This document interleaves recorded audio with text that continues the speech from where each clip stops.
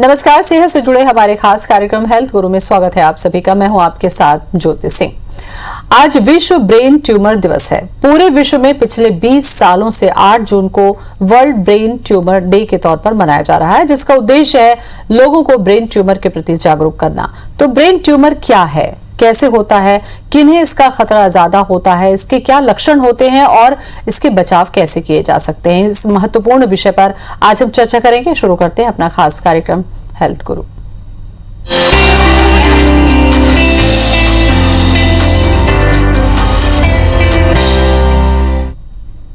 और इस पर चर्चा करने के लिए आज हमारे साथ जुड़ रहे हैं NHMMI सुपर स्पेशलिटी हॉस्पिटल के consultant neurologist doctor HP Sinha. Doctor Sinha, सबसे पहले तो शो में बहुत बहुत स्वागत है आपका। नमस्कार डॉक्टर सिन्हा, चूंकि आज ब्रेन ट्यूमर डे है और जागरूकता के लिहाज से ये दिन बहुत महत्वपूर्ण है, लेकिन ब्रेन एक ऐसी चीज है जो ना तो दिखाई देती है, ना उसकी तकलीफ समझ में आती है। कितना मुश्किल होता है कि अगर ब्रेन के अंदर में किसी भी तरीके की कोई बीमारी पनप रही हो, कोई हलचल हो रही हो, इसको कैसे समझा जाए। हमें लगता है इसी बात पर जागरूक होना बहुत जरूरी होगा। जी बिल्कुल।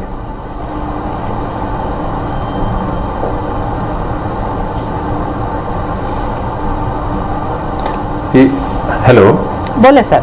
ये वर्ल्ड ब्रेन डे का मकसद ही यही है, ब्रेन ट्यूमर डे का मकसद ही यही है कि लोगों को ज़्यादा से ज़्यादा जानकारी ब्रेन ट्यूमर के संदर्भ में मिल जाए।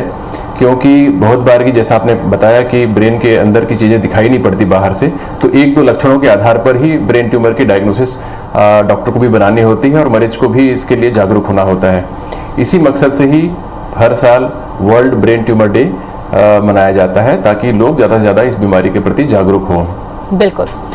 ब्रेन ट्यूमर पर हम चर्चा करेंगे डॉक्टर साहब। उसके पहले चूंकि ब्रेन, इसका मतलब हमारा सिर में जो तकलीफ होती है, लोग उसको सबसे पहले समझ लें।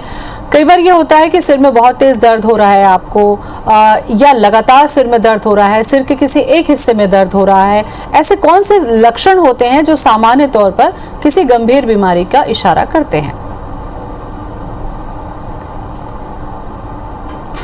जी जी, इसके पहले मैं थोड़ी सी मोटी मोटी बातें ब्रेन ट्यूमर के बारे में बता देना चाहूँगा।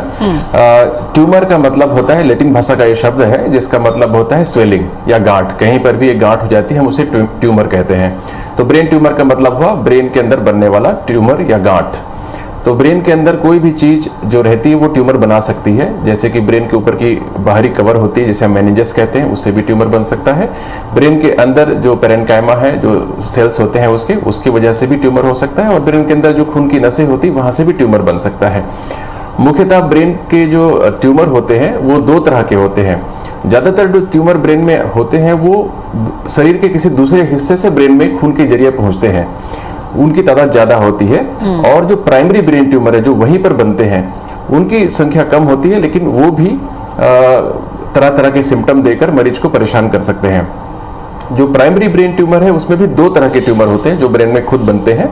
एक जो होता है बिनाइन ट्यूमर होता है, जो कि बहुत तेजी से नहीं बढ़ता है, और दूसरा जो होता है वो कैंसरस ट्यूमर होता है, जिसे हम मैलिग्नेंट ब्रेन ट्यूमर कहते हैं।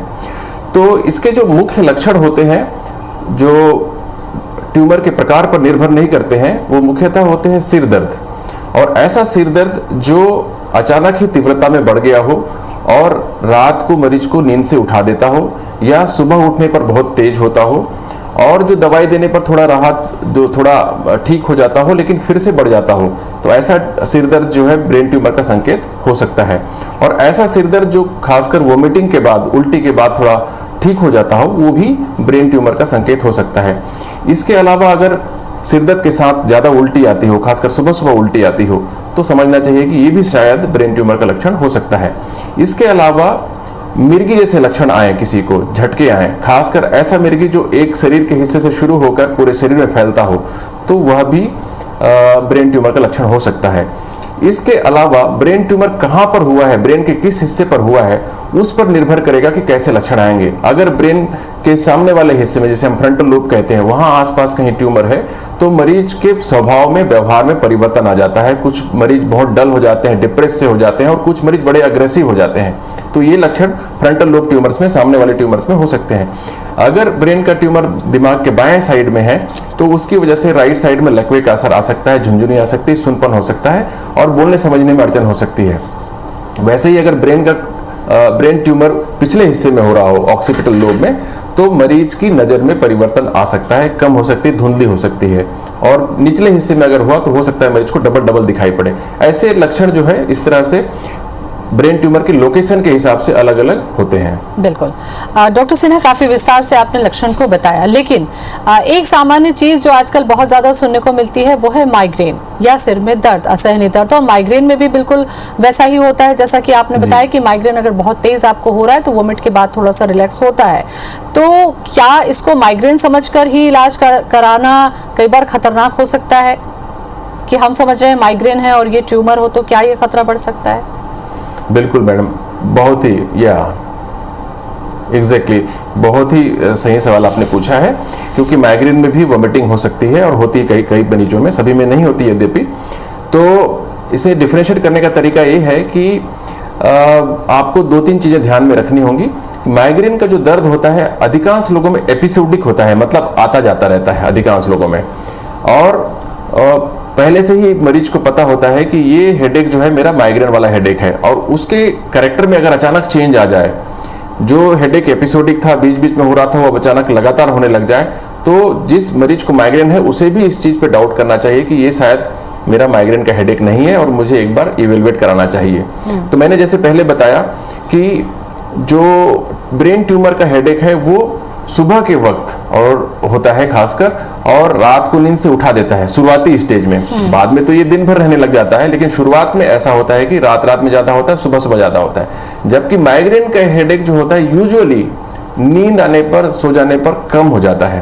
तो ये मेजर डिफरेंशिएटिंग पॉइंट है। अब इसके अलावा माइग्रेन के मरीजों में और दूसरे लक्षण भी हो सकते हैं, फोटोफोबिया, फोनोफोबिया, मतलब आवाज से और रोशनी से आवर्षण होता है, उन्हें इरिटेबिलिटी होती है, और कई लोगों को आंखों के सामने भिन्न भिन्न प्रकार की आकृतियां दिखाई पड़ती हैं।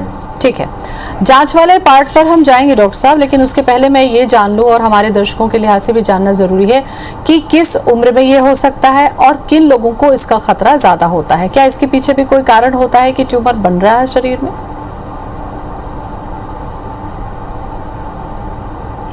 जी, ऐसा कहें तो no age is immune to brain tumour. किसी भी एज में ब्रेन ट्यूमर हो सकता है, यद्यपि जो पीक एवरेज माना जाता है वो 55 से 60 साल के बीच के लोगों में ज्यादा माना जा सकता है। लेकिन बच्चों में भी ब्रेन ट्यूमर होता है, और एकदम बूढ़ों में भी, 80 की उम्र में, 90 की उम्र में भी ब्रेन ट्यूमर हो सकता है। तो कोई एज इसमें इम्यून नहीं है। इसके अलावा ये दोनों ही सेक्सेस में होता है, दोनों ही जेंडर में, मेल और फीमेल दोनों में ही होता है। और इसकी वजह अगर देखें हम तो बहुत ज़्यादा क्लियर कट वजह अधिकांश केसेस में नहीं मिलती है। जैसे कि बाकी जगह के ट्यूमर में हम कहते हैं कि स्मोकिंग की वजह से, अल्कोहल की वजह से ब्रेन ट्यूमर होने की संभावना ज़्यादा होती है, लेकिन ब्रेन ट्यूमर के संदर्भ में ऐसी बात नहीं है। लेकिन फेमिलियल ट्यूमर कुछ लोगों में हो सकता है, जैसे न्यूरोफाइब्रोमेटोसिस टाइप 1 टाइप 2 होती है, उसमें फैमिली में ट्यूमर हो सकता है। लेकिन अधिकांश लोगों में फेमिलियल ट्यूमर नहीं होता, यह भी समझने वाली बात है।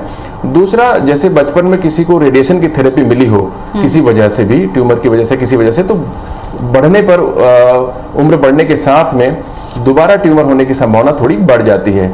इसके अलावा कहीं भी आपने सुना भी होगा कि एटम बम वगैरह जब कहीं पर फटते हैं, जैसे हिरोशिमा नागासाकी वगैरह में हुआ था, उसके बाद कुछ लोगों में ट्यूमर की संभावना बढ़ गई थी। इसके अलावा बाकी जो जितने भी और कारण समझे जाते हैं उनके लिए कोई प्रमाण नहीं है, जैसे कि चोट लगने के बाद, या मोबाइल यूज करने के बाद, या पेस्टिसाइड यूज करने के बाद, ये इसमें अभी कोई पुख्ता सबूत नहीं मिला है कि इनकी वजह से ब्रेन ट्यूमर होता है। डॉक्टर साहब, शरीर के जो बाकी हिस्से हैं जिन्हें हम देख सकते हैं, उसमें लापरवाही लोग कर देते हैं और बीमारी 4th स्टेज तक पहुंच जाती है, फिर तो ये दिखता ही नहीं है, मतलब केवल लक्षण से ही आपको करना है। ऐसे में लगता है आपको कि लोगों की लापरवाही या खुद से मेडिकेशन या पेन किलर्स इस बीमारी को और ज़्यादा बढ़ा सकता है। कौन सा वो स्टेज है जिस समय आपको डॉक्टर से कंसल्ट कर ही लेना चाहिए?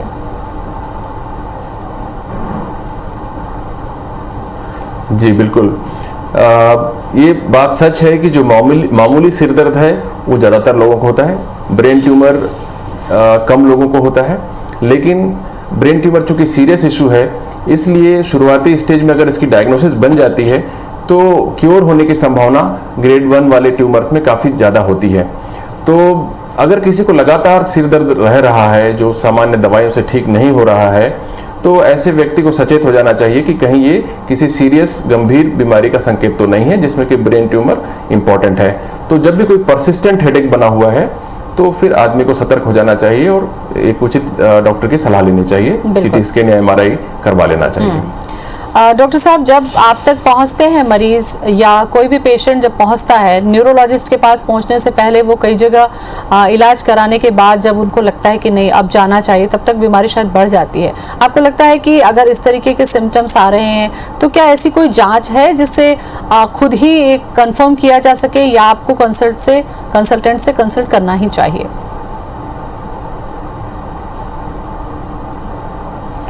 देखिए, सामान्य व्यक्ति कोई भी जांच करा के जान लेगा ऐसी बात नहीं है, क्योंकि ब्रेन ट्यूमर के लिए स्पेशलाइज्ड टेस्ट किए जाते हैं। कॉन्ट्रास्ट के साथ ही टेस्ट होते हैं तो ही मालूम पड़ता है।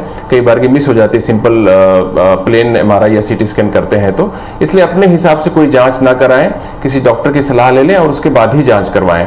अपने हिसाब से कोई जांच करा के आश्वस्त होने की कोशिश ना करें, क्योंकि चीजें मिस हो सकती हैं। बिल्कुल। आज कौन कौन सी जांच उपलब्ध है डॉक्टर साहब, क्योंकि ब्रेन ट्यूमर जैसे बीमारी का ट्रीटमेंट करना जांच का एक बहुत बड़ा महत्वपूर्ण रोल होता है। कौन कौन सी जांच है और कितनी गहराई तक इस पर हम सटीक डिसीजन ले पा रहे हैं मेडिकल साइंस में? जी, मुख्य रूप से जो जांचें हैं वो सीटी और एमआरआई ही है, बेसिक टेस्ट। लेकिन इसमें भी प्लेन के साथ में कॉन्ट्रास्ट जरूर दिया जाना चाहिए, तभी उसकी पूरी विस्तृत जानकारी मिल पाती है। साथ में एमआर स्पेक्ट्रोस्कोपी नाम की जांच होती है जो कि और बहुत सारी इंफॉर्मेशन ट्यूमर के संबंध में बताती है कि ये कहीं कैंसरस है या नॉन कैंसरस है या शरीर के किसी और हिस्से से आया है, इसको समझने में उसके द्वारा मदद मिलती है। इसके अलावा ब्रेन बायोप्सी की जाती है जिससे कि ब्रेन जो ट्यूमर है उसके एग्जैक्ट कैरेक्टर के बारे में पता चलता है। वो सर्जिकल ऑप्शन होता है। इसके बाद ट्रीटमेंट वाले पार्ट पर हम चर्चा करते हैं डॉक्टर सिन्हा, क्योंकि ब्रेन ट्यूमर सुनते ही कोई भी व्यक्ति डर जाता है, क्योंकि ब्रेन की सर्जरी अपने आप में काफ़ी क्रिटिकल मानी जाती है। आपको क्या लगता है कि आज सर्जरी में हम कहाँ पर हैं, अपने आप को हम कहाँ पाते हैं इस तरीके की बीमारी के ट्रीटमेंट के लिए?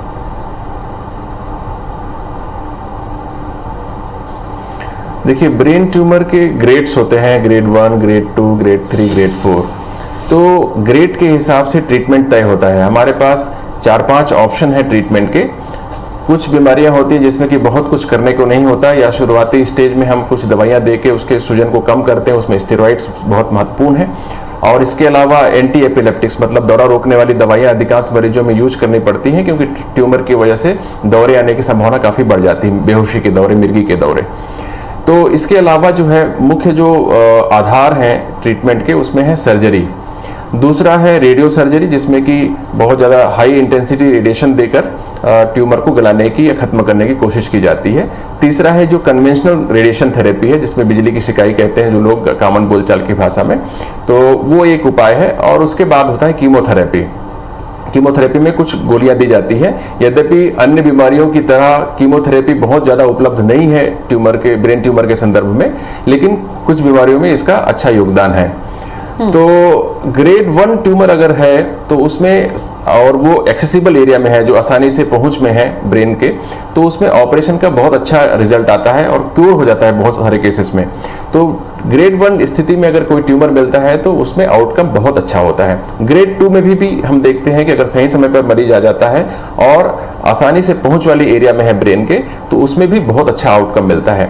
ग्रेड 3 में अपेक्षाकृत कम, और ग्रेड 4 अगर हो जाता है तो उसमें काफ़ी ज़्यादा मदद नहीं हो पाती है मरीज की, लेकिन उसमें भी कुछ हद तक रेडिएशन थेरेपी के जरिए, ऑपरेशन के जरिए उसकी आयु को बढ़ाया जा सकता है और उसकी जो जो कहना चाहिए लाइफ स्टाइल को थोड़ा सा हम मदद कर सकते हैं।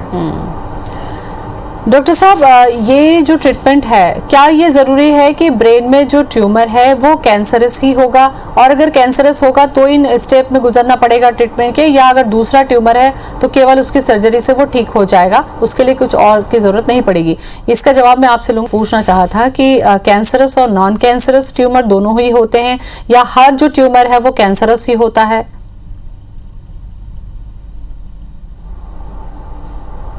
जी बिल्कुल। हम हमारी भाषा में बिनाइन ट्यूमर कहते हैं नॉन कैंसरस को, और मैलिग्नेंट ट्यूमर कहते हैं कैंसरस को। तो जो नॉन कैंसरस ट्यूमर होता है वो अधिकांश केसेस में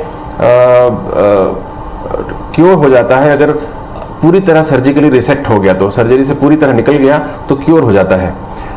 लेकिन वो डिपेंड करेगा कि किस एरिया में है। अगर बहुत डीप सीटेड है, ब्रेन के बहुत ही अंदरूनी हिस्से में है, तो सर्जन उसे पूरी तरह से निकाल नहीं पाते हैं। लेकिन अगर ऊपरी हिस्से में है तो आसानी से, अगर बहुत इलोकेंट एरिया में नहीं है, इंपॉर्टेंट एरिया के आसपास नहीं है, तो उसे पूरी तरह निकालना संभव हो पाता है। ऐसे केसेस में पूरी तरह क्योर हो जाता है ट्यूमर।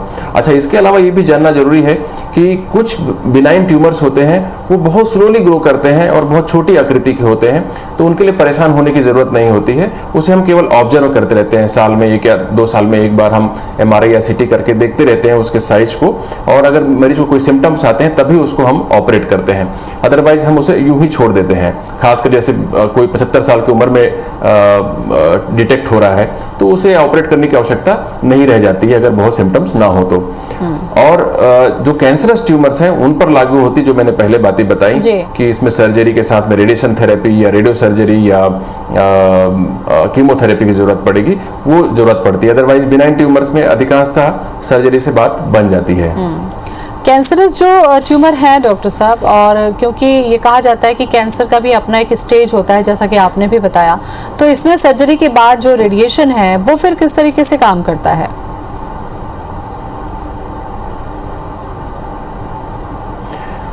देखिए, कई बार की क्या होता है कि ब्रेन के, जैसे अधिकांश केसेस में यूँ कह सकते हैं आप कि ब्रेन में जो ट्यूमर है वो एक लोकेशन में ना हो के बहुत जगहों पे हो सकता है। जब खासकर जब ट्यूमर शरीर के किसी और हिस्से से ब्रेन के अंदर पहुंचा हो तो मल्टीपल जगह पे हो सकता है। ऐसे केसेस में सभी जगह ऑपरेट करना संभव नहीं होता है, तो ऐसे केसेस में रेडिएशन थेरेपी दी जाती है। और कई बार ऐसा होता है कि ट्यूमर की साइज बड़ी होती है और ऐसे जगह पे होता है ट्यूमर जहां पर ज़्यादा आप गहराई से निकालने की कोशिश करते हैं तो ब्रेन को नुकसान पहुंचने वाला होता है। पेशेंट को लकवा मार सकता है या दूसरे कुछ और डेफिसिट्स आ सकते हैं। तो उससे बचने के लिए पूरा ट्यूमर नहीं निकालकर कुछ हिस्सा निकाला जाता है और उसके बाद उसे रेडिएशन थेरेपी दी जाती है, और रेडिएशन थेरेपी के द्वारा वो जो ट्यूमर है वो खत्म होने लगता है। लेकिन कैंसरस ट्यूमर के साथ दिक्कतें हैं कि वो बहुत अंदर अंदर तक फैला हुआ होता है, तो पूरा निकालना संभव नहीं होता, और कई बार की रेडिएशन थेरेपी जो है वो पूरी एक तरीके से परफेक्ट नहीं होती है, तो उसमें दोबारा रिकरेंस हो जाता है। तो ऐसे केसेस में फिर से दोबारा सर्जरिकल इंटरवेंशन या रेडिएशन थेरेपी की जरूरत पड़ सकती है कुछ मरीजों में। डॉक्टर साहब, ब्रेन सर्जरी को लेकर के, खास करके ट्यूमर की सर्जरी हो या ब्रेन से जुड़ी जो भी प्रॉब्लम्स होती हैं, उसमें ये कहा जाता है कि अगर ब्रेन की सर्जरी के लिए किसी को तैयार कर लिया भी जाए तो उसे ये कि अगर ये ट्यूमर निकल गया तो कोई ऐसा तो नहीं है कि मेमोरी चली जाएगी, पैरालाइज्ड हो जाएगा, आंखों से दिखना बंद हो जाएगा। ऐसी बहुत सारी भ्रांतियां भी मुझे लगता है ब्रेन की सर्जरी से जुड़ी लोगों के बीच में है, तो इसमें कितनी सच्चाई है? क्योंकि आप एक बड़े कंसल्टेंट न्यूरोलॉजिस्ट हैं, इसके बारे में जानकारी जागरूकता के लिहाज से जरूर दें। जी देखिए, सर्जन पूरी कोशिश करता है कि मरीज को नुकसान हुए बगैर ट्यूमर का ज़्यादा से ज़्यादा हिस्सा निकाल दिया जाए। लेकिन कई बार की कुछ ट्यूमर जो होते हैं वो सचमुच में ऐसे जगह पर होते हैं जहां पर कोशिश करने पर स्मृति जा सकती है, लकवा भी मार सकता है मरीज को, या नज़र में भी दिक्कत आ सकती है। लेकिन आजकल काफ़ी एडवांस टेक्निक्स आ गई हैं जिससे ये नुकसान बहुत हद तक कम किया जा सकता है, जिसमें से स्टीरियोटैक्टिक सर्जरीज होती हैं जिसमें काफ़ी पिन पॉइंट तरीके से, बहुत ही बारीकी से उस हिस्से में जाकर ट्यूमर को निकाला जा सकता है। और न्यूरो नेविगेशन नाम की सर्जरीज आ गई हैं जिसके द्वारा भी केवल ट्यूमर के ही हिस्से को निकाला जाता है और जो नॉर्मल टिश्यू है ब्रेन का उसको नुकसान कम पहुंचता है। तो ऐसा नहीं है कि हर सर्जरी में मरीज को नुकसान होगा। तो ये चीज़ जो है डॉक्टर पे छोड़ देना चाहिए कि सर्जरी, कौन सी सर्जरी उपयुक्त होगी उस मरीज के लिए। अपने से ही डर कर उससे बचने की कोशिश नहीं करना चाहिए क्योंकि ट्यूमर का खतरा ज़्यादा है सर्जरी की तुलना में। डॉक्टर साहब, क्या ट्यूमर की टेंडेंसी ऐसी होती है कि एक बार क्योर हो जाने के बाद में दोबारा उस जगह पर ट्यूमर बन सकता है, या वो ट्यूमर इतना बड़ा हो चुका है आपकी लापरवाही की वजह से कि वो ब्लास्ट हो सकता है? क्या ये संभव है या ये भी मिथ है?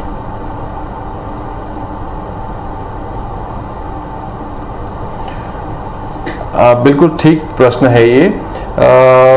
कई बार की जो है ये ट्यूमर जो है जब उसको हम छेड़ने की कोशिश करते हैं तो वो और बढ़ने लग जाता है, ऐसा भी होता है, लेकिन हर केस में ये नहीं होता है।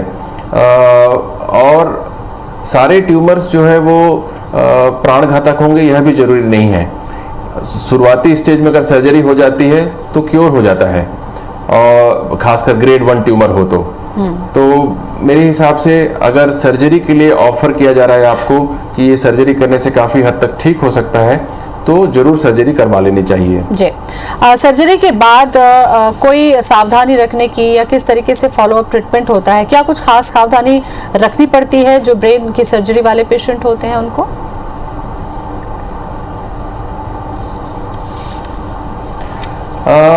नहीं, कोई विशेष सावधानी नहीं रखनी होती है। शुरुआती समय में खासकर जो है काफ़ी ज़्यादा वजनदार चीज़ों को नहीं उठाना होता है और थोड़ा आराम की आवश्यकता होती है, स्ट्रेसफुल सिचुएशन से बचना होता है। उसके अलावा जो सर्जन आपको एडवाइस देते हैं पोस्ट ऑप पीरियड में वो फॉलो करनी होती। कुछ दवाइयाँ नियमित रूप से खानी होती है, उन्हें नियमित रूप से खाना चाहिए ताकि रिकरेंस के चांसेस को कम किया जा सके और दौरा आने की संभावना को कम किया जा सके। डॉक्टर साहब, लंबे समय से आप इतने बड़े न्यूरोलॉजिस्ट हैं और बहुत ही कॉम्प्लिकेटेड केस को भी आपने हैंडल किया है। क्या कोई एक ऐसा अनुभव है जो साझा करना चाहें आप कि पेशेंट आप तक पहुंचा हो और वो क्योर होके गया हो? एक डॉक्टर के लिए एक बहुत बड़ी उपलब्धि होती है। कोई ऐसा अनुभव है जो आप साझा करना चाहें हमसे? हाँ, रिसेंटली हमने एक पेशेंट देखा जिनको काफ़ी दौरे आ रहे थे, रिकरेंट सीजर्स हो रहे थे, मतलब दिन में ही 5-6 बार दौरे आ गए और पेशेंट लगातार बेहोश था। और जब उसे हमने उसका स्कैन कराया तो देखा कि उसमें एक ट्यूमर है जिसकी वजह से उसे दौरे आ रहे हैं, जबकि उसे और कोई दूसरी समस्या नहीं थी। इसका मतलब ये था कि ट्यूमर ही उसके दौरों के लिए जिम्मेदार है। और जबकि पेशेंट पूरी तरह कोमेटोज जैसा, ऑलमोस्ट कोमेटोज जैसा स्थिति में हमारे पास आया था, उसे हमने दौरे की दवाइयों के द्वारा उनके दौरों को कंट्रोल में किया। उसके बाद हमारे न्यूरो सर्जन ने उसके ऑपरेशन की और उसके बाद वो बिल्कुल ठीक है। अब उसके दौरे भी नहीं आ रहे हैं, ना ही और कोई सिम्टम है। उसने अपने सिर दर्द के सिम्टम्स को इग्नोर किया था शुरुआती स्टेज में। मोस्ट लाइकली उसकी वजह से ये जो रिकरेंट जो उनको दौरे आ रहे थे वो संभावना बन पाई। अदरवाइज शुरुआती स्टेज में अगर आ गए होते तो ये जो खतरनाक स्थिति बनी थी वो भी नहीं बनती। तो समय पर आना बहुत जरूरी है, ये इम्पोर्टेंट है आज के लिए। I think world brain tumour पर सभी के लिए मैसेज। बिल्कुल, बहुत अहम जानकारी है डॉक्टर साहब आपने दी और जागरूकता हर चीज के लिए जरूरी है। जब हम कोरोना से लड़ रहे हैं तो भी यहाँ पर हमारे लिए जागरूकता जरूरी है और खास करके ब्रेन जैसी प्रॉब्लम में अगर आप जूझ रहे हैं तो सर दर्द को इग्नोर ना करें। अगर ये सर दर्द लगातार आपके साथ बना हुआ है तो थोड़ा सा अलर्ट हो जाए, क्योंकि ये गंभीर बीमारी का इशारा कर सकता है। शुक्रिया आपका सिन्हा जी, हमसे बातचीत करने के लिए। नमस्कार।